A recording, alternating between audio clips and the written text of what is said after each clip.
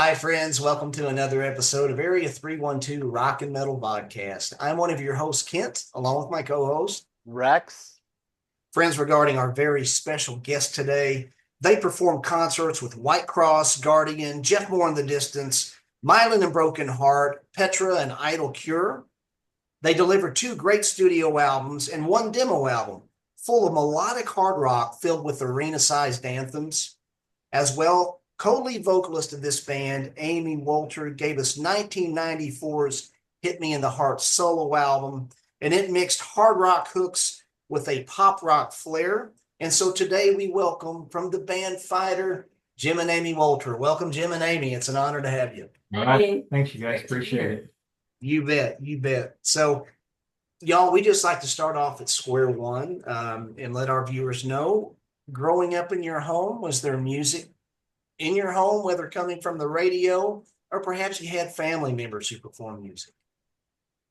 Yeah, I know in my home, you learned actually music in church because I came from a Mennonite background, which there were no instruments, and you just learn how to sing harmony from early on. So, and then Dad loved to sing at home. There were four of, I had a brother, and so we all had different parts. Daddy sang bass, mom sang soprano. Like the Three Bears. Yeah. So yeah, I was pretty much immersed in it. Yeah, my musical background there wasn't much of it actually. We weren't a musical family. My brother and I were in a band that we began early in high school and actually in junior high. And so that's kind of we self-taught ourselves and if we had some actual tapes of the things that we played back in the day, I'm not sure. Well, I don't know what would have happened. Fortunately, there aren't any. I always think we're better than we were, but I'm sure if we heard them, they wouldn't be too good. But so we didn't have a lot of musical influence.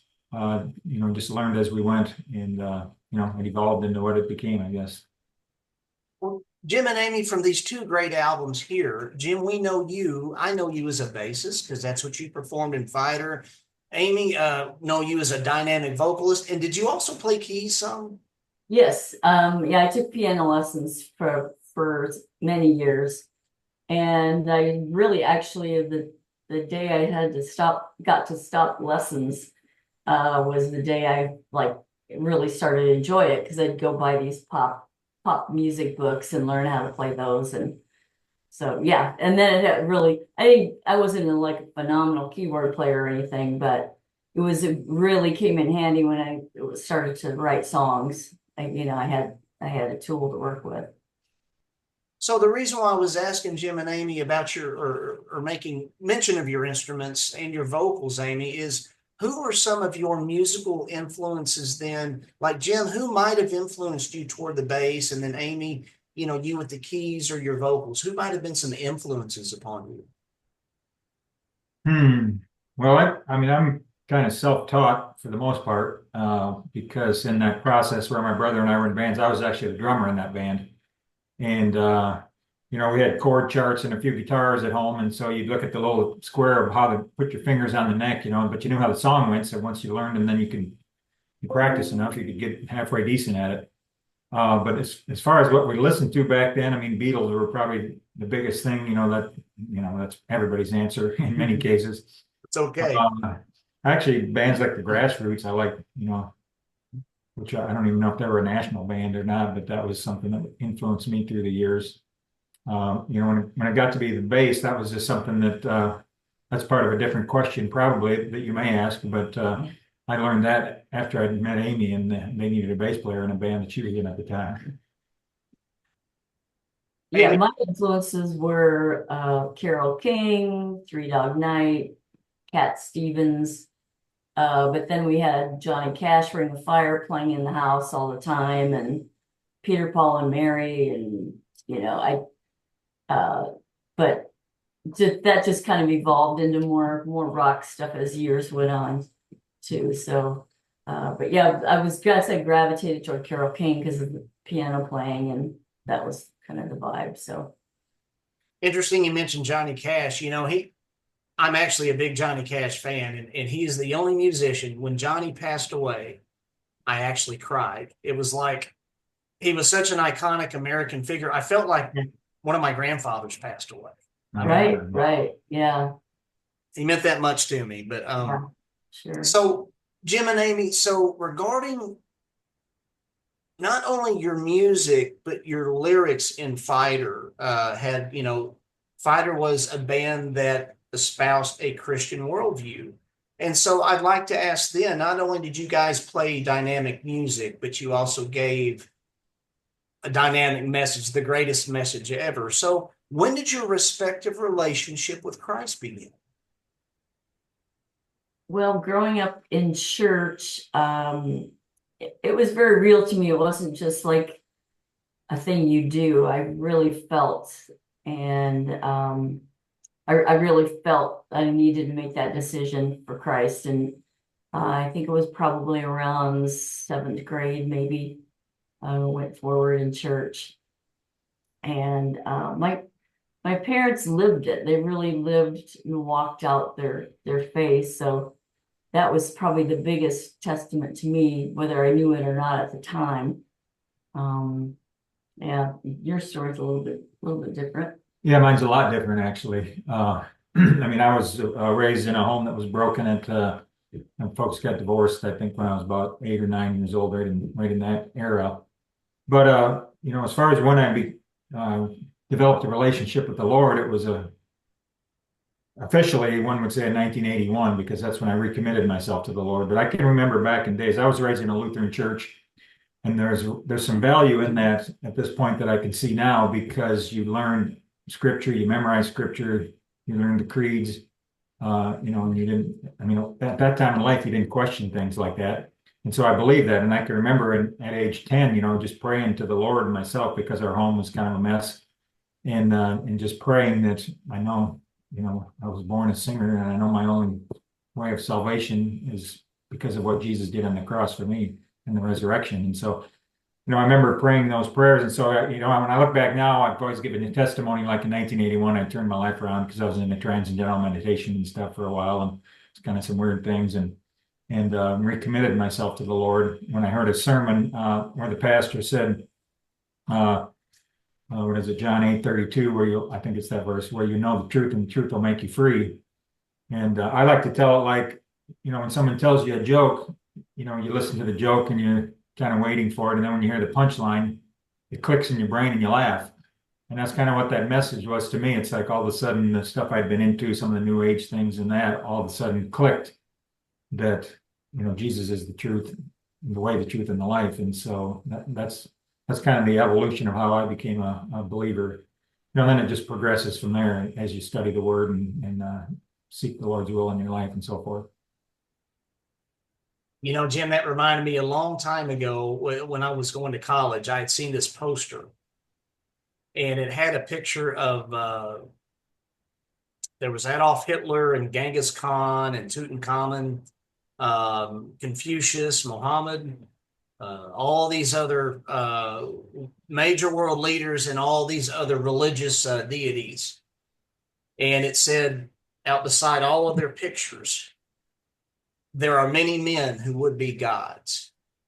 And then there was one little infant at the bottom. It says, but there is only one God who would become man. Mm-hmm. And kind of what you're talking about the transcendental meditation and the this-isms and that-isms and all that, it reminded me of that, the difference of God coming to redeem us versus mankind and our humanity trying to work our way to heaven or be gods, which we can't be. Anyway, this reminded me of that. Wow. I'm sorry. Well, that's true. They may have all had things to say that may have been valuable, may have not been valuable, but only one of them died and rose from the dead and still lives,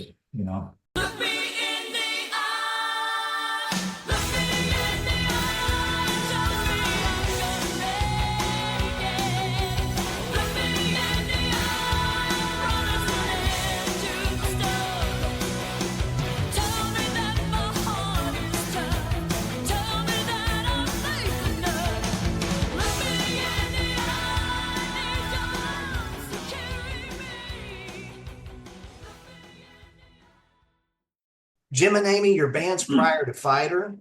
Jim, you were alluding to this. Now, Amy, I'd seen a picture it might have been a year or two ago. Maybe, now that you're 29, when you were 28, maybe you were in a band called Koinonia. Oh And my gosh.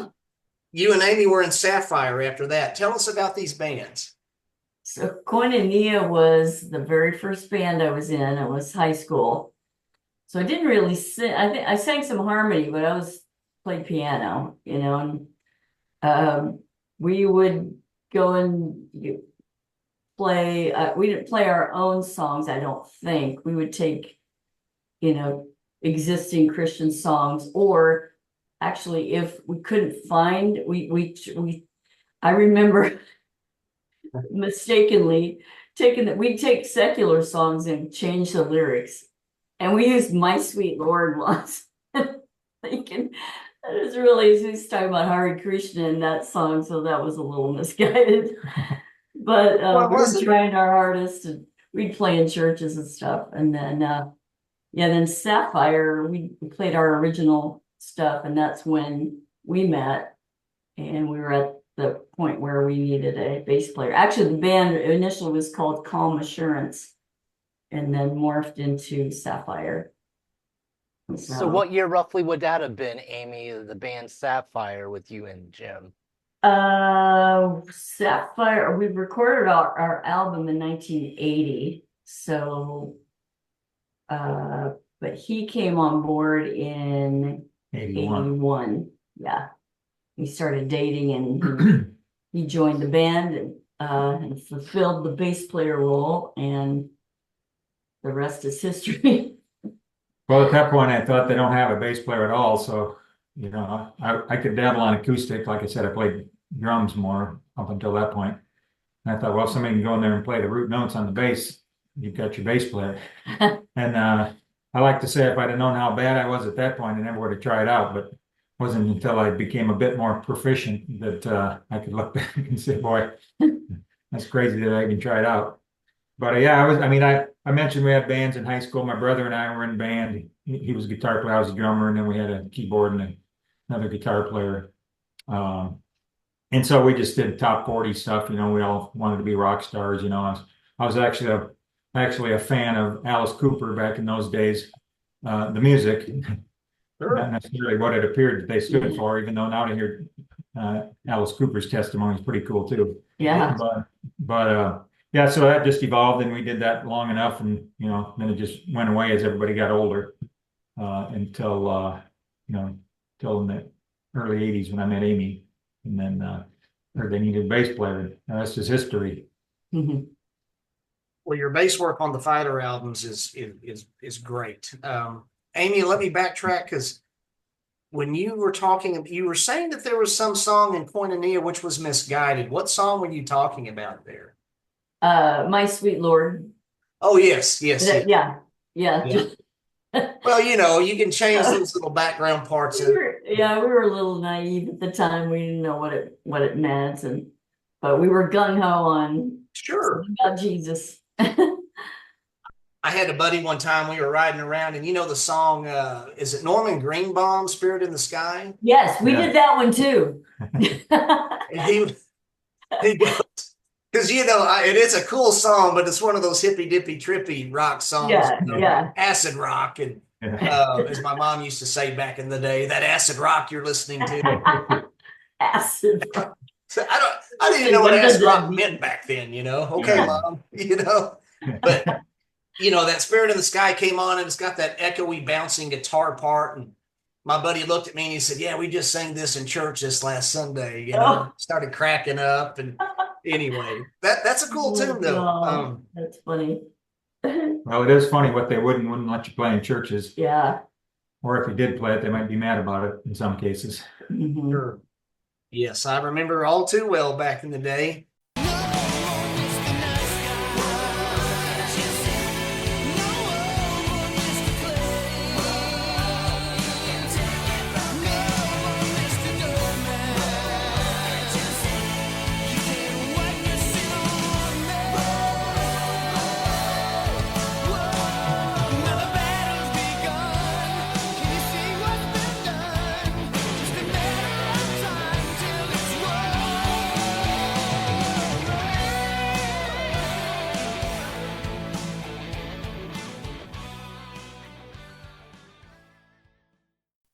did Fighter begin circa 1986? Well, Yes. about then we were going to church with Sean, the drummer. Actually, Sean and I went to the same high school, and he was in a band back in those days too. And actually, after our band had kind of fizzled, I was just out of high school, and we went back to the high school to watch a band that Sean was in. They were called Glitch, and Sean was a lead singer in that band, and I think I heard him sing a Bad Company song, and I'm like, man, that dude can sing. And that's one of Amy's favorite singers, the singer in Bad Company, Paul Rogers. Paul Rogers. But anyway, so yeah, we were going to church with Sean, and then I think we went to a concert together. It might have been a Petra concert, and then we started chatting about it and thought maybe we should put something together, and that's kind of what instigated it. We basically probably spent most of the time praying about it. He'd come over to our house, and we'd lay around on the floor and read scriptures, and then pray about what the Lord had in mind for us, and that's really the birth of what happened from there. Yeah, it was fun times, getting all the ideas and getting excited about starting something. Sure. So Beth and Beth DeBerg, the first keyboard player, and Kevin Simnocker, then they went to church with us also. And I said, well, okay, we got some people right here. Kevin had been in some rock bands before. Beth was a trained pianist. She was actually a pianist up there, an organist at the church. And so, she was good. She wasn't a rock person at all, but we knew she could play things. And so that's how we put the thing together. And I don't know, we did our first show probably maybe early 1987, maybe late 86. I'm not sure, somewhere in there. At the bowling alley. Bowling alley. Star Lane's bowling alley. Sure. Oh, gosh. Oh, y'all are bringing me back to some personal memories I can relate to so many things y'all are saying here. We need to hear those stories, Ken. Say what, Miss Amy? We need to hear those stories sometime. Well, here's one. I was in a little band. Look, you guys and so many other bands were an influence to me as my youth ministers and music ministers, meaning I was in a little Christian rock band too back in the day. But what you're talking about, Jim, playing at the bowling alley, one of our gigs was at a coffee house. And, we were so eager to play back then. Well, this was in the wintertime. So we set all of our stuff up outside in the parking lot of this coffee house, ready to play. Well, here comes a lot of people, and they all go inside, and they're watching us from inside the coffee house, and we're set up this way. They're all over here playing outside. Why were you set up outside in the winter? Because there was a lot of people coming, but we didn't. It was a small coffee house, right? Some of those are pretty small. Yeah. So we're playing this way, and everybody's over here. Anyway, fun stories. I'm sorry. This is about you guys. So, Fighter, ladies and gentlemen, we love them. When did Billy Heller on guitar and Mark Pence on the keyboards, when did they come into play then from the original Fighter? Well, Mark came in first. Well, when we did that concert in the bowling alley, oddly enough, it was in kind of it wasn't actually in where the lanes were. It was in kind of a little conference area that they had there. And there was some people that came up from Cedar Rapids, Iowa, up to where we were in Waterloo, Iowa. And so they came up to see us. And one of the people there was kind of managing a band in Cedar Rapids. And she was interested in managing us. And when she heard that Beth was going to be quitting the band and that we needed a keyboard player, then she introduced us to Mark. Mark was somewhat of a legend in Cedar Rapids because he played at the hotels. He was like the lounge guy, the lounge lizard guy back in the day. And so he was a great talent, and so that's how we got him. He came and tried out, and he was in a position in life where he wanted to make some changes. He was a believer, but he was going through some stuff that weren't beneficial to his health and his life, and so this was kind of a new chapter that he could start with us, and so that was awesome to bring him into the band.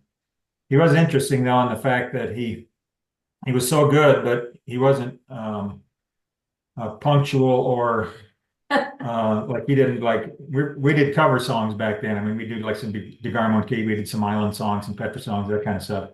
And so one night at rehearsal, we're getting ready to rehearse, and it was a song that started with the keyboards. And so we're all, we're all ready. Kevin was still the guitar player, then Sean, me, Amy, and we're right. All right, I don't remember the song, but all right, Mark, you start this one.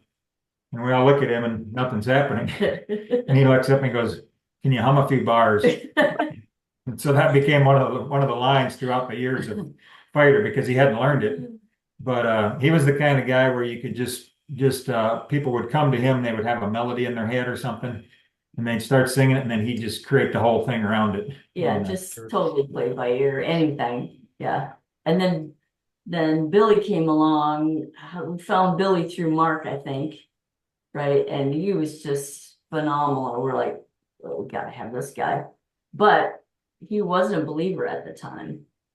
And you can flush that out then. Well, we learned of him, through a process there. We played at a large Cornerstone Festival in Chicago. We played there in '88. There was a showcase. That's actually how we met Caesar originally. No, I'm sorry, that was actually before that.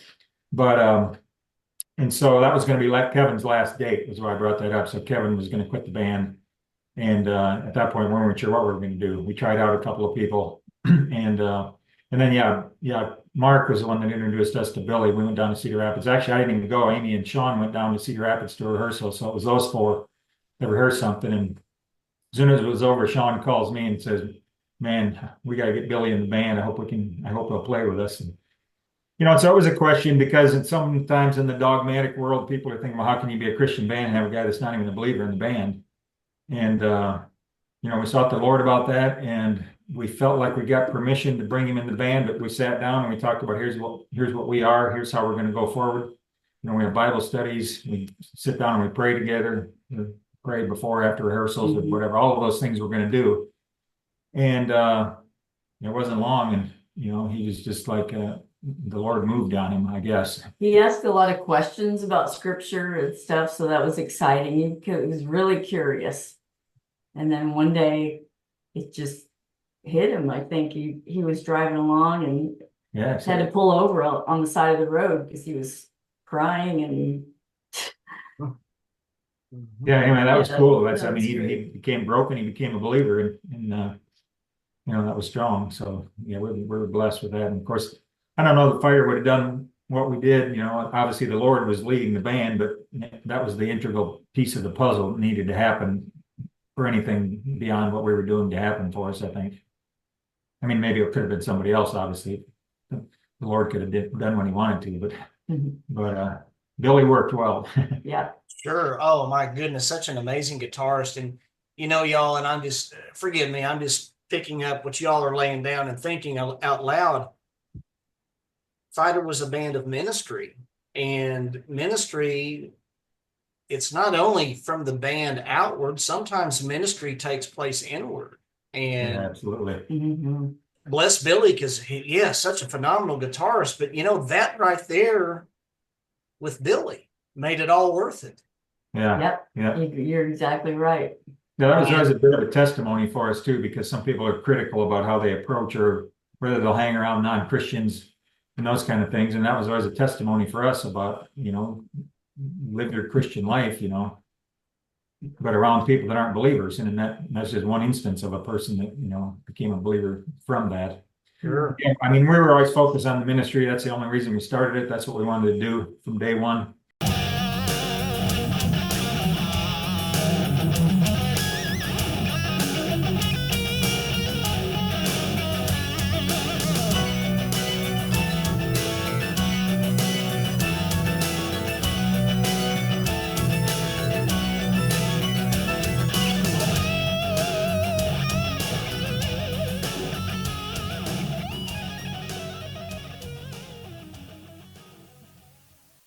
Tell you a real quick story. Is we were traveling. This was before Billy was in the band, but we were driving to a show. You have long drives in a van and you converse about many things. We were just discussing, if we never become anything more than what we are, would we still want to continue to do this in terms of popularity or celebrity, whatever. And at the time, one of the guys said he wouldn't want to do it if we didn't become more than what we were doing, because we're ministering, we're sharing the gospel, leading people to the Lord. And that's what we wanted to do. That's what we were supposed to be doing. And he said if we weren't going to become more than that, he wasn't sure he wanted to continue. Well, oddly enough, he was the one that wouldn't continue, and then Billy took his place. And so that Forgot I about thought that. that was kind of an interesting scenario, how that just played out after that. Sure will. Billy was so cool. And I remember the pictures of him with the jeans, and he'd write all the scripture up his jeans legs and stuff. Yeah. Yeah. I thought that was cool. Well, he's an So, artist. He's an artist too, so that was Yeah. part of that. Graphic artist. That's what he still does now as well, in addition to playing guitar. Well, I mean, to show his talent level, I mean, when we would do shows with White Cross, Rex would steal his licks and ask him, well, how'd you do that? Or how'd you do this? And Rex at the time was, the sure. metal guy. So I always got a kick out of that. Not that we're putting Rex in a category that he was a lick stealer. Yeah, But it was no, just, and he was great in his own right, but that just showed the respect he had for Billy's talent.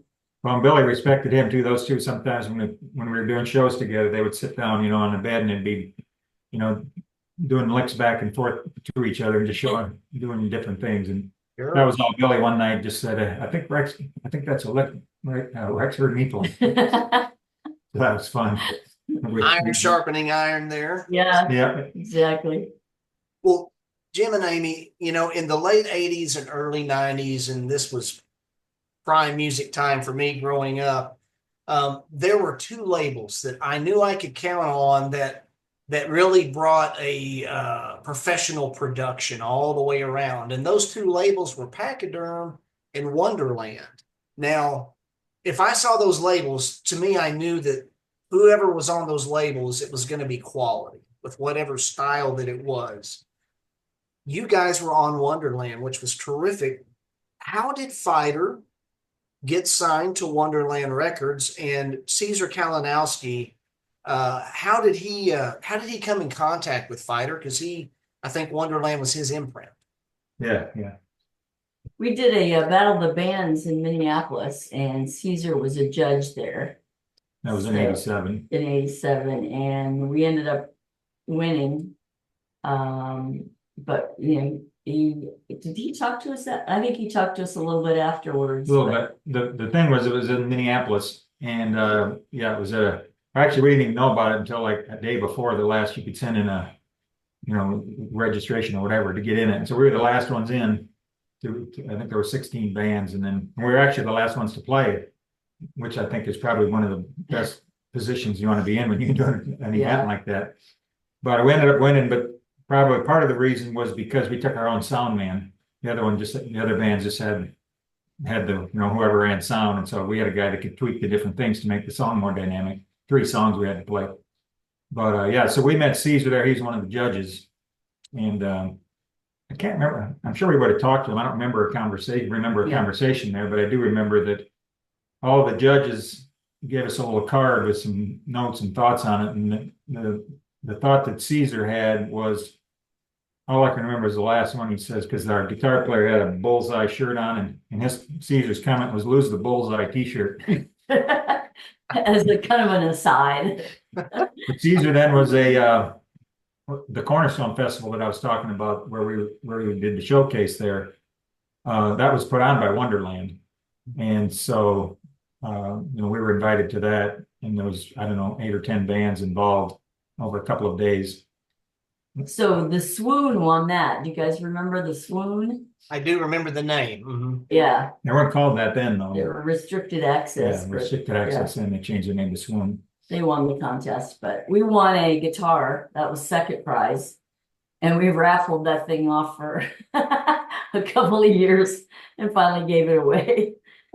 Well, actually, we were the only ones that received the prize. Actually, it was third place we came in. Oh, right. Yeah. Sloan, and there was some band, I think, called PID or something, Preachers in Disguise. It got Sure. huge time. Were they a hip hop band? Yeah. So So, the winner was supposed to get a record deal with Wonderland. The second band was supposed to play at a huge theater in Chicago. Neither of those things happened. We got the Charvel guitar, so we were the only ones that actually got anything out of it. Oh, shoot.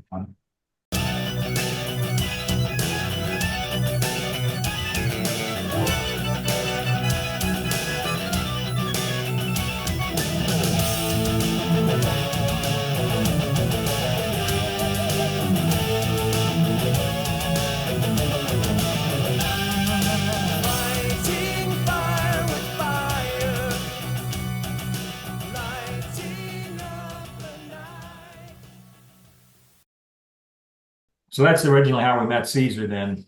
Some of the other judges there, Dave Bunker, who ended up being our manager, he heard it. We redid a couple of songs where Billy replaced the guitar part on a couple of songs that we had recorded. We sent that to Dave Bunker, who was one of the judges at that festival, also with Caesar, along with Glenn Kaiser was the other judge. Nice.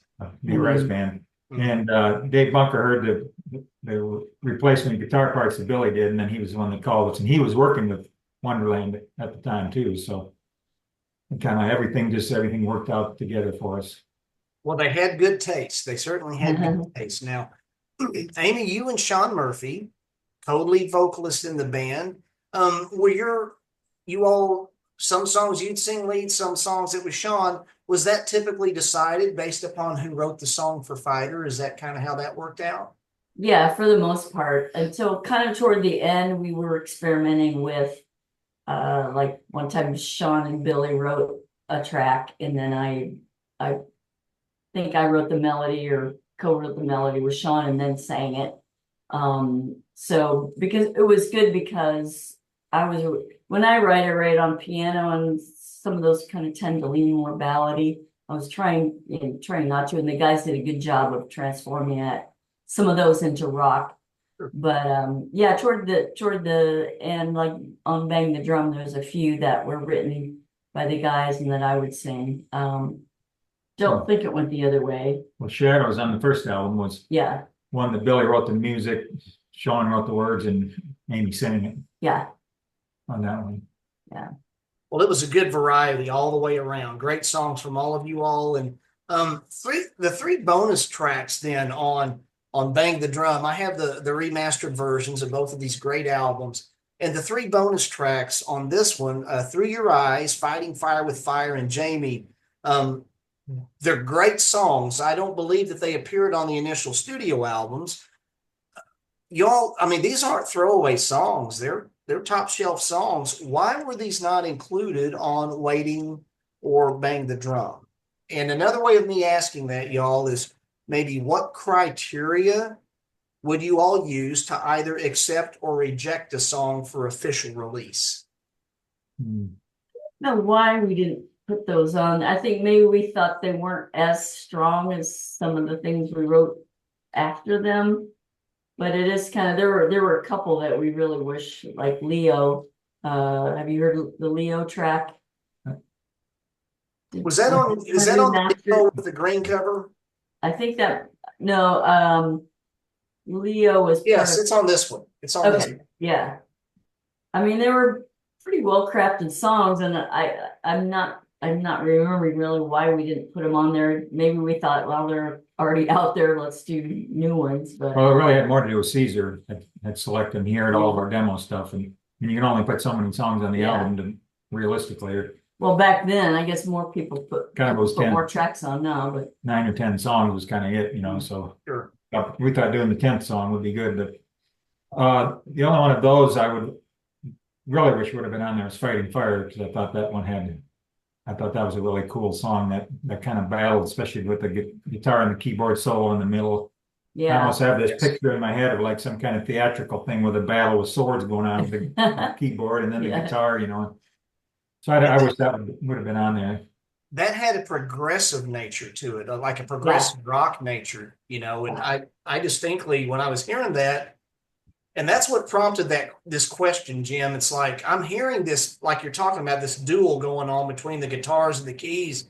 I'm like, this is so progressive sounding in nature, and I'm surprised that wasn't a prime cut, you know, from the album. I know. I just thought that could have been a popular song. Plus, back then too, it was always so geared towards what's the radio model for CPM. It has to fit in this little mold, and for Becky was the prospective listeners. You know, in the industry, they had to gear songs toward Becky. You know, certain demographic and a young mom. You know, those were the biggest section of Christian listeners to Christian radio, but. All right. So, Amy, this Becky that you're talking about, is this a literal person that their job was to listen to all these songs and say, this is the single? No, it was a figurative Okay. prototype of, okay, we need to gear songs toward this. Kind of like the Beckys Yeah. of the world. Now, Kind of like a Karen or a Nancy or something Yeah. like that. yeah.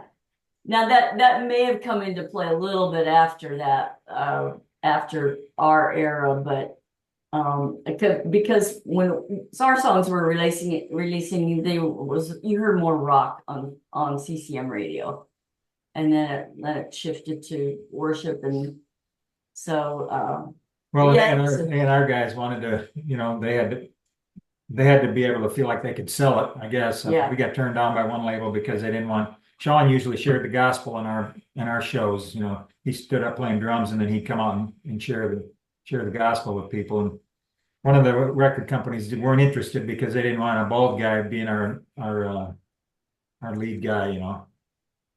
Yeah, I'm not real partial to bald people either. I don't. it was the era of big hair, so it was Sure, I big remember. hair was like scary for But it was just changing about that time too. yeah.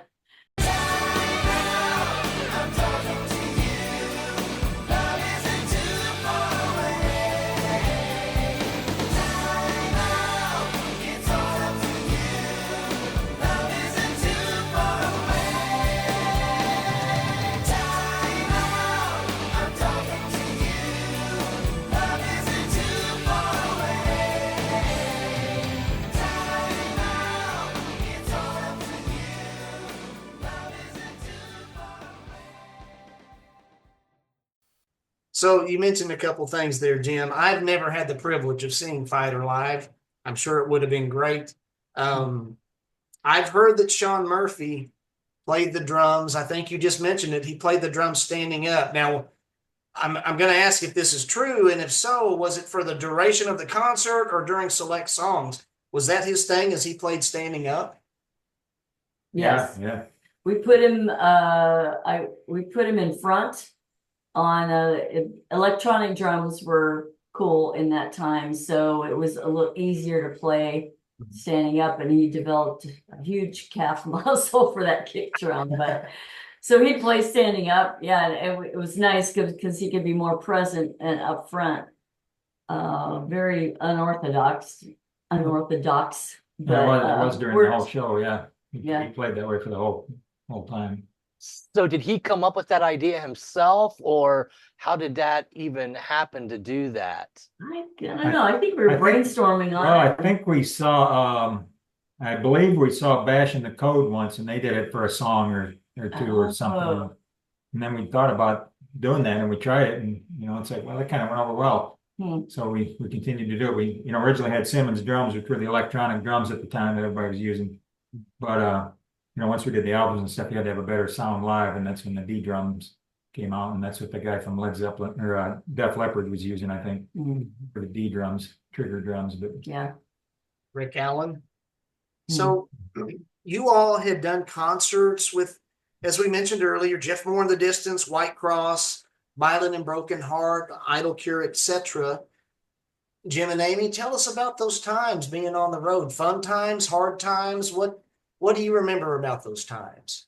So much fun. I mean, it's like a band is an odd thing to be.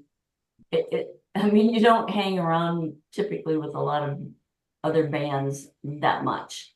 So when you get to share and be together and share the same kind of stories, and because you're going through the same kind of things, that was always fun. We did a month-long tour with White Cross, which was fun, and we ride in each other's vehicles and stuff together from gig to gig, and had a ball with that. Yeah, try to come have a Bible study with them, between days off or whatever, and hang out with them. Yeah. It was always fun because they all wanted to switch, have different people switch bands, so we'd be caravanning down the road. So sure, they'd like to ride in our van. Some of our guys like to ride in their van, and there you go. That was still van and trailer days. Neither of us had buses. Mix up the conversation a little. Yeah. Now, your two great albums, y'all. I mean, these were filled with ace musicianship.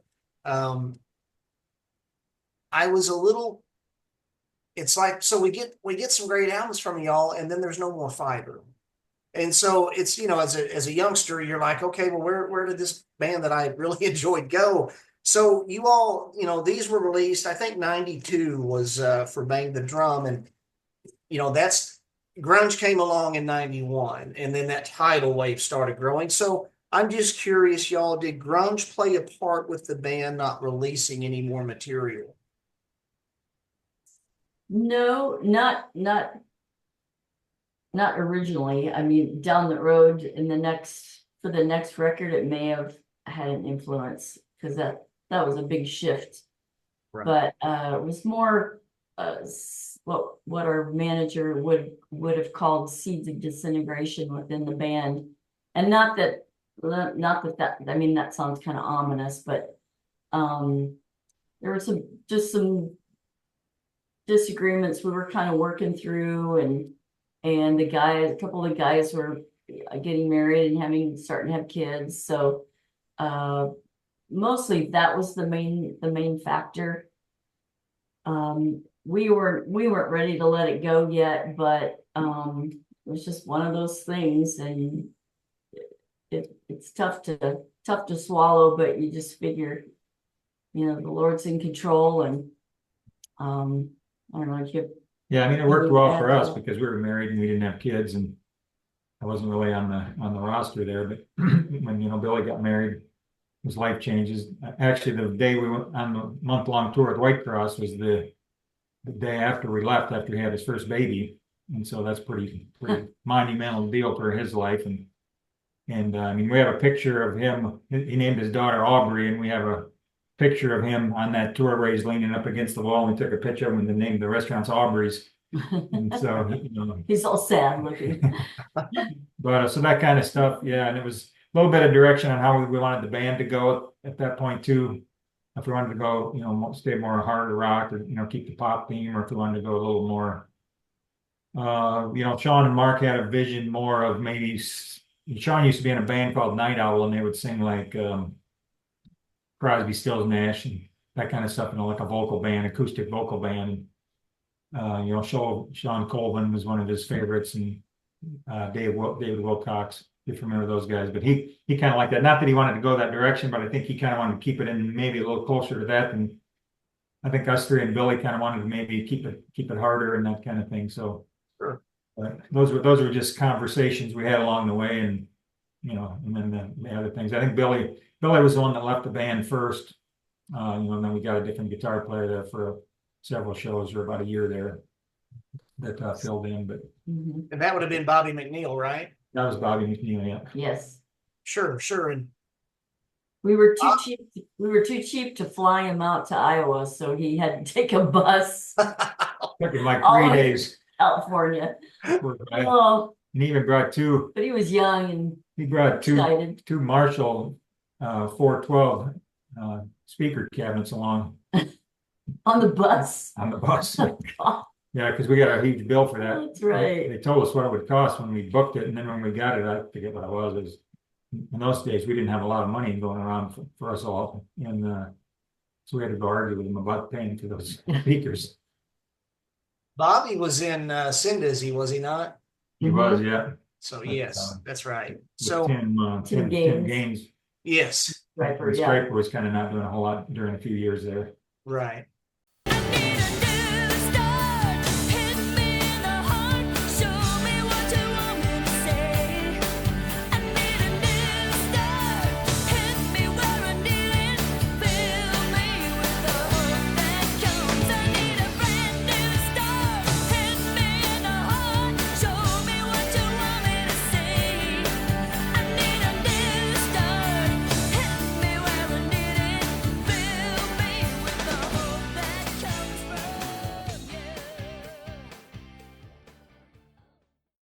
Well, in 1994, Amy, you released a solo album, and it combined rock, and it was peppered with a pop flair. And from my understanding, Billy and Mark and Sean were included on your album. This begs the question, Jim, did you not make the cut for bassist? What happened there? Well, I wasn't sure about the songs. No, I'm just kidding. No, it wasn't. Really wasn't a decision at that point. I mean, I was kind of more the band manager, a fighter, kind of the logistical guy, and pretty much manage all of it in terms of all of the stuff outside of music. The other guys were more the musical influences of everything, and I played the bass on them, but I just felt like it would be probably more valuable for her album to get a different bass player. And the other guys, I mean, they did different parts of it. I mean, she had some outside musicians as well Sure. play for that album. Yes. So Amy, how did you get this solo album deal? Did you want to do a solo album after Fighter kind of stopped, or how did all that happen? Wonderland had the rights to do any future solo projects of Sean and I. Well, maybe that might have applied to the other guys too, but Sean did not take that option. But I decided to go ahead and do that because I was, I just wanted to keep going and keep writing. So yeah, I was happy to be able to do that. Cool. I think somewhere in there's a little story that goes something about meeting up with Morris Hayes and Prince and Paisley Park. So inquiring minds want to know. Give us the details here. So Morris Hayes was Prince's keyboard player. And I'm not sure how Caesar got connected with him actually in the first place, but we were in Minneapolis working on some tracks for the record and at Morris's apartment. And Morris gets a call. Prince wants to rehearse at 11 at night. And so Morris gets dressed, have to be show ready at all times in some respects. And so he took Caesar and I with him to Paisley Park. And he told us where to stand because he thought, well, if Prince sees you, he's not going to like it.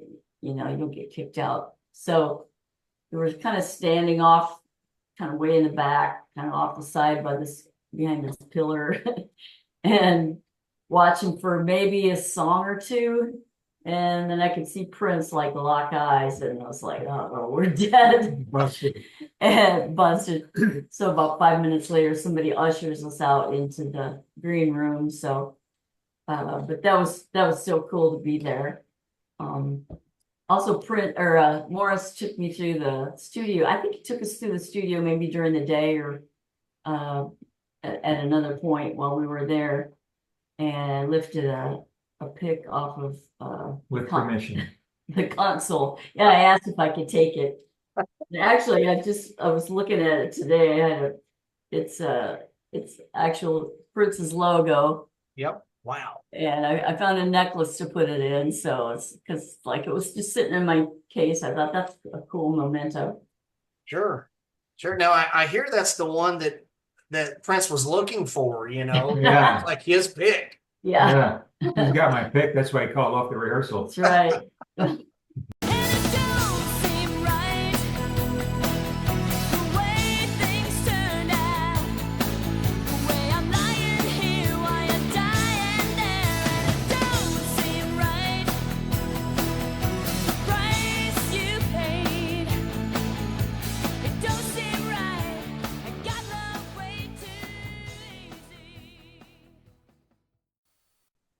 Guys, y'all been in the music business for a long time, and I do have a performance question. I'm curious about this. What's your opinion on? I'm not talking about like a singer singing to a track of music, but is it okay? Do you all feel to when you perform music, and if you're a band, is it okay to have tracks to kind of bolster the sound live? Is that something that you feel is okay? Or how should the audience receive that? Well, it's kind of a mixed bag. I see it more and more now. Some of it's for economical reasons. If somebody can't hire, a full band and a fiddle player, that's one thing. The other thing is, I think there's so much music out there and such good production that it's really tough to recreate it live. And so backing tracks allow for you to really get that sound you need. But when it comes to bands fudging because they can't cut it, they can't play it live, that's a different story. And that's, I would hate to see that, Sure. But it's kind of the nature of the beast now. So many bands that I work with really, kind of rely on that to fill out their sound, and then they can travel with a stripped down a couple of instruments and have the rest on tracks. So the reason why I asked that, Amy and Jim, and it wasn't a loaded question or anything like that. The reason why I asked that is because Rex and I were involved in a conversation quite a little while back. And I just remember the days when it was okay for a rock and roll band to be a rock and roll band. And me personally, as a fan, I expected the rawness. I expected more of the stripped down nature, because I know that we're not in the studio. Hence the word live in concert. Yeah. I'm not saying that I don't have a beef or anything. I'm not saying that it's wrong to maybe include some enhancing tracks if a band feels like they need to do that. But I just remember when I'm thinking, hey, it's okay. This is what I expect, because the band's live and raw, and that's what rock and roll's all about. People don't come to shows to hear you play perfectly. They come to experience moments with the group, with the artist. And they don't care. And if there's an occasional missed note or two, nobody really cares. It's just like if the emotion and the rawness and the honesty comes through, that's what people will take away and remember for sure. Sure. And me personally, I kind of like it when the live is maybe just slightly different or not as perfect as the studio recording. I just enjoy that also. I mean, I think if you go to a concert, you should expect this is not going to sound exactly like the record, especially when we know on studio recordings now, there are literally like 100 backing vocal tracks on a recording. You can't replicate that live with someone singing or two people singing. There's no way. Yeah.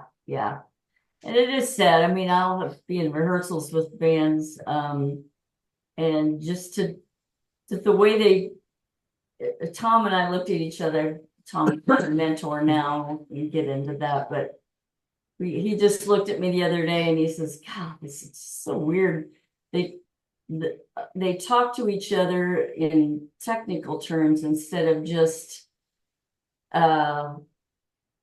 jamming together, playing together, and experimenting that way. It's all become kind of technical and rote, which it feels like the magic isn't in it sometimes, but I don't know, it's just a different paradigm right now.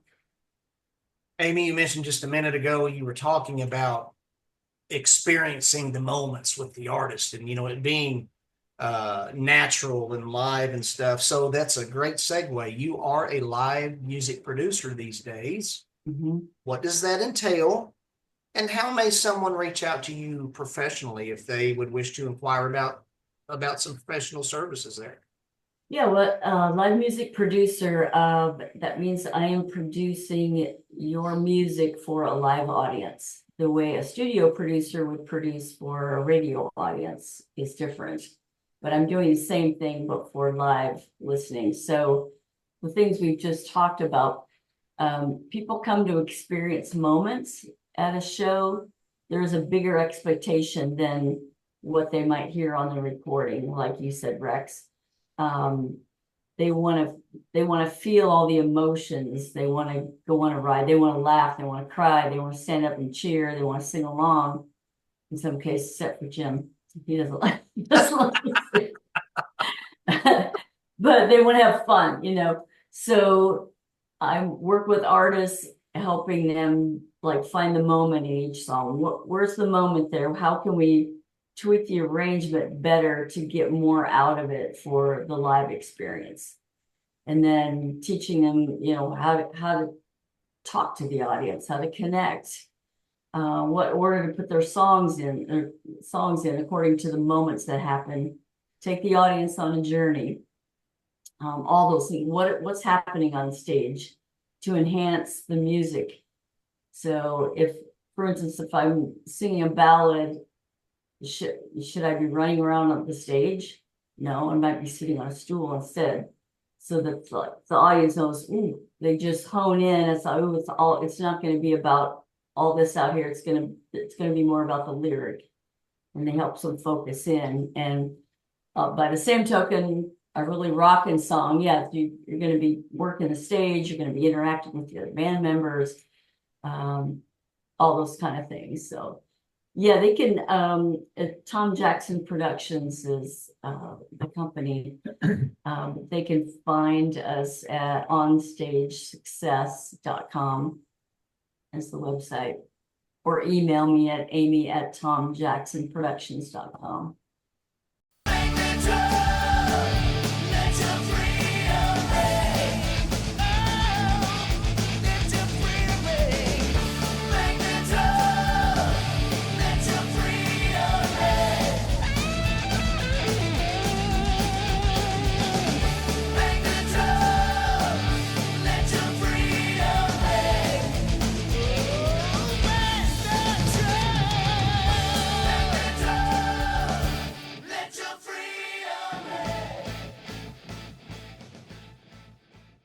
Jim, so we know what Amy's doing these days. What about you? Or are you still involved with music or the entertainment industry at all?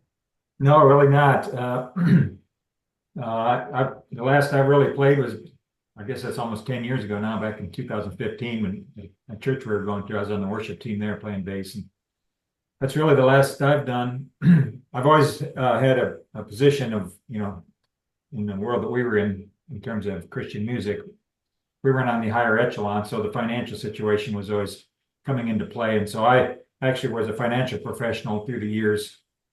And when we moved to Nashville, I was going to begin a practice there. But turns out there's a guy that used to manage or used to book our band back in the day. And he was working at a charitable foundation. And I just went in there to visit with him one day to kind of catch up. And when he saw what my credentials were, he said they were looking for a couple of people there at that charity. So I started working there in 2000. And I've been in that world. And so currently I'm the president of a Christian charitable foundation called Legacy Tree Foundation. And so that's what I do for my day-to-day life. They might know, I don't know if you've heard of Jim Polisari, was the guy he's talking about. Jim was one of the original Jesus people back with... yeah, back in the day, I think they were in Oregon or Washington or something up in that part of the country. And bands like Servant, I think, came out of that group. Mhm. I think Petra spawned from that eventually. And there's some book, an almanac of Jesus People USA, and Jim Polisari is listed in there. he booked White Cross also. Wonderful. That's the guy that I went to visit at a charitable foundation when I came here and got into the world that I'm in now. So, Jim, is there if people would want to check out the Legacy Tree Foundation, is there a website that I could post for that? Yeah, it's just legacytreefoundation.org. Okay. I will make sure that I post that up. That's good to know. So very, very cool. Y'all, when I hear the waiting and bang the drum, I hear anthems with talent galore. I mean, you all did it right. So much talent there. But from your perspective as the artist who created those albums, the studio, the road, all of it, what do you hear and see? Or what's your perspective? Do you see seas of youth that are singing with you? Do you hear cheering? Do you remember adventure, or perhaps like the mission of it all? What's your perspective when you reflect on these albums? You're talking about now versus then? How we reflect back on it? Man, it was all of the above. It was just a joy to sing and perform songs that you created together. And obviously, the heart of it was the reason singing songs about the Lord and walking out the Christian life and all of that. That was our way of just expressing what was in our hearts. But to be able to play and sing with your friends and see an audience respond and get saved and change their life. Excuse me. It was just a great experience. Yeah, the music part was, I mean, that was the fun part. And, you had to battle with yourself about egos and stuff. And it's like, oh, if somebody really liked it, it's like, oh, and so the point of it was to be able to impress people with the music, but for that purpose of, gaining that respect. But then when you have that platform to speak from, then to put Jesus on that altar instead of the band, so that they end up not seeing, okay, here was a band, but what did the band mean to me? Well, it meant that, Jesus is the answer, basically, is the whole reason we were doing it. And so that was the fulfilling part to me, to see the response of the audiences in that regard of, and then stories, and even now hearing stories of people from back in those days of if or how they were affected. You still get some comments on our Facebook page. Yeah. I don't have a Facebook page. I couldn't remember the name of it. Yeah, that's been kind of phenomenal, actually, hearing from people that still listen to our music and ask, and when are you guys getting back together? And it's crazy, but it's pretty heartwarming to know that God used that music to touch so many people. Sure. And I've mentioned this elsewhere to a few other artists, but I was involved in a conversation with a friend on Facebook not too long ago. And, y'all, my parents brought me up in church and everything, and I listened intently and received the Lord in my heart. But I've forgotten many sermons over the years. Many sermons I've forgotten more than I can remember. Yeah. But, and friends out there, to all of us, something to consider is whenever you put on a Fighter album or a Petra album, it doesn't matter who, but artists who are playing great music and it's filled with the good news of Christ.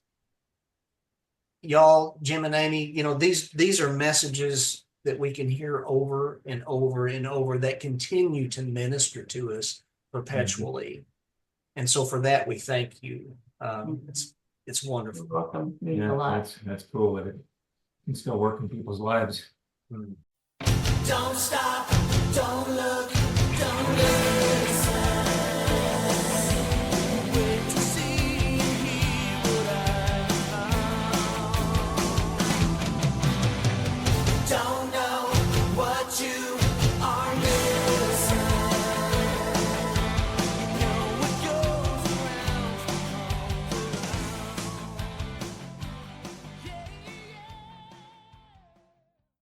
As we talked about earlier in the interview, we mentioned Beth DeBerg, Kevin Simnocker, Bobby McNeil, who came in after Billy left, Mark Pence on keyboards, and Sean Murphy, drums and vocals.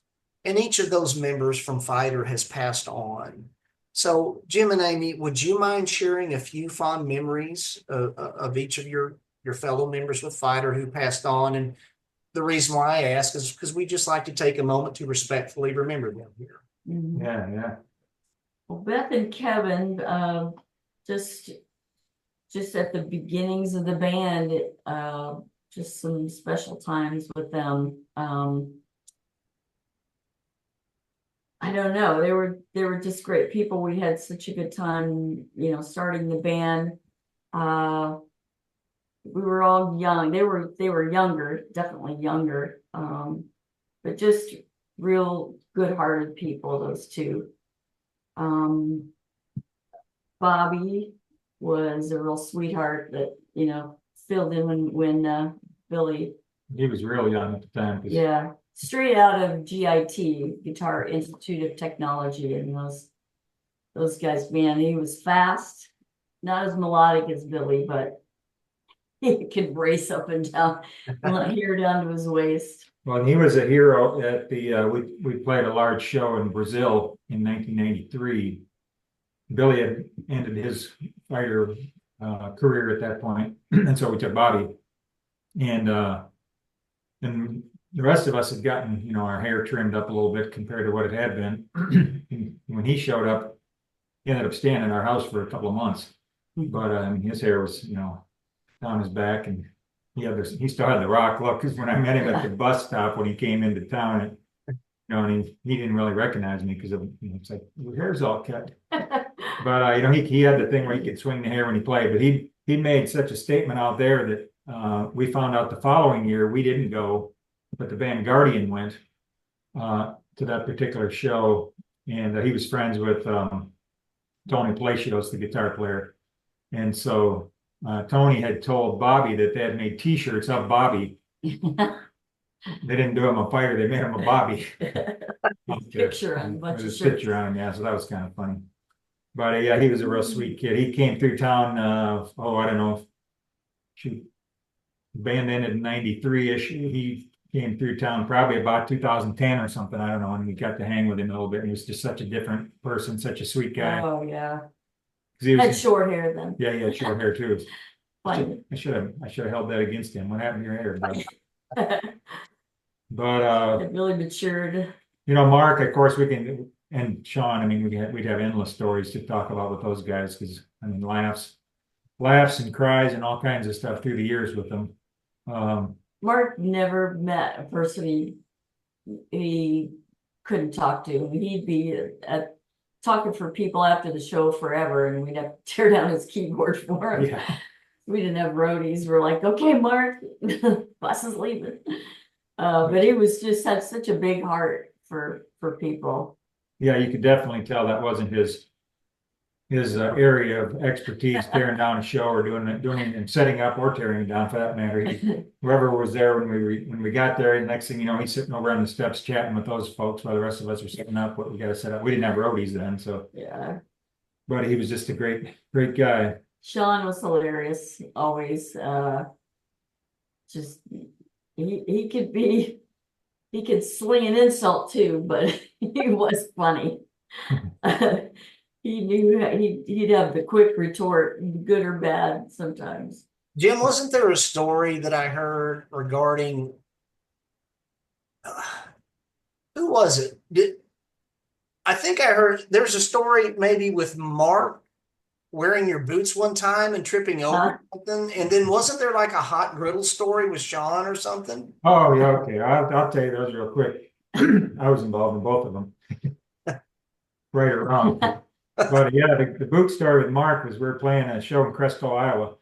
It was in a high school gymnasium. That's kind of irrelevant, I guess, but one of those where the stage is on the end of the basketball court. And before the show, we had made a deal. I don't know. He had a humidifier. We needed a humidifier in our house, and I had a pair of boots. And he says, "I'll trade you my humidifier for your boots because he liked these boots that I had just gotten." Well, the problem was he wasn't the same size as me. I had a larger foot, so the boots were a little bit big for him. Not to mention, at that point, he probably gained a couple more pounds than he wished he would have, and so his jeans were a little tighter. And so him and I, when the show would start, you know, there'd be the lights flashing and music playing And a recorded intro. and a recorded intro. But so just as we were running out to go out there before they announced the band, you know, he jumps up on his riser, but the boots are too big and his pants are too tight, and he catches his foot on the front of the riser, and he falls flat basically from the riser to the floor, not just to the riser. Two keyboards. Two keyboards, like thuds, and We yeah. all just, with Sean and I were still backstage, and we just kind of froze like, Oh no. So we tried to shut the curtain then too. In the meantime, when we tried to shut the curtain, it started to tip the lights, and so we had to deal with that. But anyway, we got the curtain shut and everything, and Regrouped. the beauty of it all is everything worked. Not even I think one cord was broken that we could replug in a different cord, Mhm. and then everything was fine. And so on went the show, and you know, we're playing the first song, and I'm on a riser next to Mark, so I can cross over and chat with him. And partway through the song, that's just funny to me. Maybe it won't sound funny, but he's got his gum that he was chewing. He set that up on his keyboard, and when I come over, you know, to kind of jam with him a little bit on the bass, I point at him, "What's that?" And he says to me, "That's my ego." Poor guy.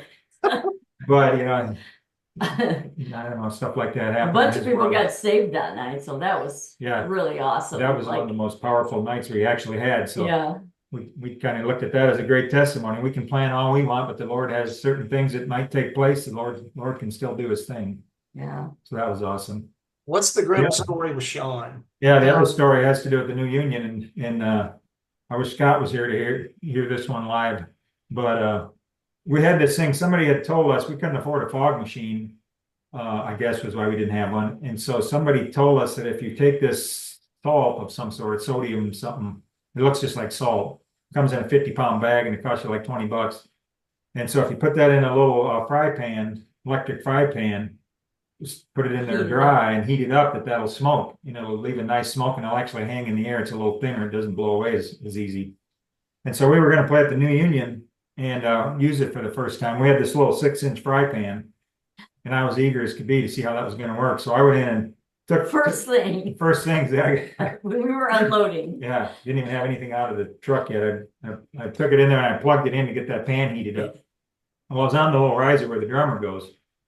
And so when Sean comes in there, first thing he does is he goes to that fry pan and he grabs it with his thumb, He's thinking, what's this pan Yeah, doing here? he picks it up and of course it burns his thumb. So, I know it was mean, but I could not quit laughing. And then he's got a drum, you know? Yeah. Finger. And it's like, who in the world comes in and puts a hot pan on the stage It and was really plugs it in? So stupid. it's Oh, God. that's funnier live than maybe Yeah. just hearing it, but that was funny. We had some laughs about that later, you know, after he got over being a little irate for the half an hour. But for years we tell that story back and forth and laugh. Oh, no. As Rink would say, I've got blisters on my fingers. Yeah. Oh, no, no.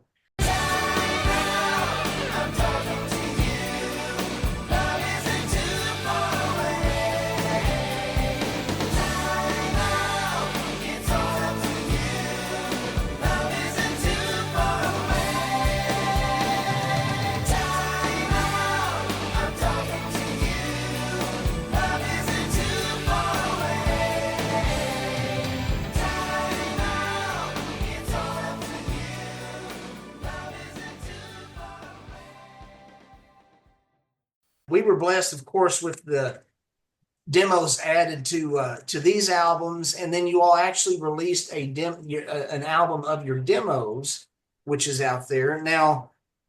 Are there any more recordings, like maybe post? Did you all record anything else in any fashion after Bang the Drum? Any unreleased material is what I'm asking. I don't think No. so. I think that was everything. Yeah, that was obviously her album, but Unless, maybe Sean or Billy had some like personal recordings that would have been future songs, but not, as a group, we didn't have any more recordings. Okay, all right. So, well, y'all, we're going to head towards scripture closeout, and Rex is going to deliver that for us. But I would like to ask one last question. If you could make a brief statement to leave a lasting impression with your fans and your friends, what would you wish to tell them? Well, I would tell them that the word of God is still the word of God. I mean, it's a crazy world now, and people have kind of gotten to a point where they don't know if the Bible's real anymore. I heard our pastor said recently, in fact, he said it a few times. People say, well, the Bible's an ancient book, and it's like he makes a point. He says, well, we're ancient people because we're doing the same things we used to do. And it's been that way through the years. And you see it in the culture. I mean, there's an enemy that wants to steal, kill, and destroy. The word says he's like a lion, seeking whom he may devour. But God hasn't changed. I don't know where it says that Jesus is the same yesterday, today, and forever. And so that's we've changed. The culture has changed. There's just so much evil and deception that's out there right now. And my thoughts would be just to you got to seek the Lord. You got to pray for discernment to be able to recognize the deception that's out there. Nobody knows when they're deceived. You wouldn't be deceived. So Eve was deceived, because she didn't believe, did God really say that? That was what she thought. Well, maybe God didn't say it exactly like that, so I can go ahead and do the same and do whatever it is that I'm working against. But John 14:6, we all know that I am the way, the truth, and the life. Jesus said, "No one comes to the Father but by me." And I'm gonna stand on that one and say that one's still true. That's the route I'm going. A lot of people say there's many ways, but again, what we talked about at the beginning, there's only one of them that lived and died and intercedes for us daily at the right hand of the Father. And so that's where I'm finding my peace. And I'd just like to add to that we just are so thankful. I just want to thank all the fans and supporters through the years. It meant a lot to us, because I know, especially now, I look at artists that are out there, it's like they're having to go it alone because there's so much like competition or whatever. But and we had a lot of good support back in our time, and we really appreciate fans sticking with us. And as far as us having been able to do that, it would encourage anyone to just pray about how God wants to use them with their special gifts, and tap into that and let God use you. It may not look like what you think it's going to look like, but be open to allowing God to use the talents He's given you to spread the word. Very cool, very cool. Well, Jim and Amy, it's been an honor to be able to fellowship with you today, and thank you so much for your time. And I'm going to turn it over to Rex now. He'll take us to scripture closeout, and when he finishes, please just stick around for one more moment. Okay. Look me in the eye. Look me in the eye. Tell me I'm your lady. Look me in the eye. Promise to end to the storm. Tell me that my heart is tough. Tell me that I'm safe enough. Look me in the eye. Need your arms to carry me. Well, guys, I always try to pick a verse of scripture that relates to the band somehow. And the band's name is Fighter. And I think this verse of scripture I selected describes the band's name and what you guys did wonderfully. And it's 2 Timothy chapter 4, verse 7. And it reads, "I have fought the good fight. I have finished the race. I have kept the faith." And we know Fighter was delivering the good news through music. And we just want to thank you and all the band members for fighting the good fight through music and what you all have done. And we just appreciate you guys so much. So thank you. Thank you. Yeah. Amen. Thank you, I guys. agree with that. Yeah. Thank you all. So we'll just wave goodbye to our friends. Thank you for watching, everybody, and we'll see you next time. Thanks, Jim. Okay. Thanks, Thanks, Amy. you guys. Thanks so much. Appreciate you guys. Just one that you know.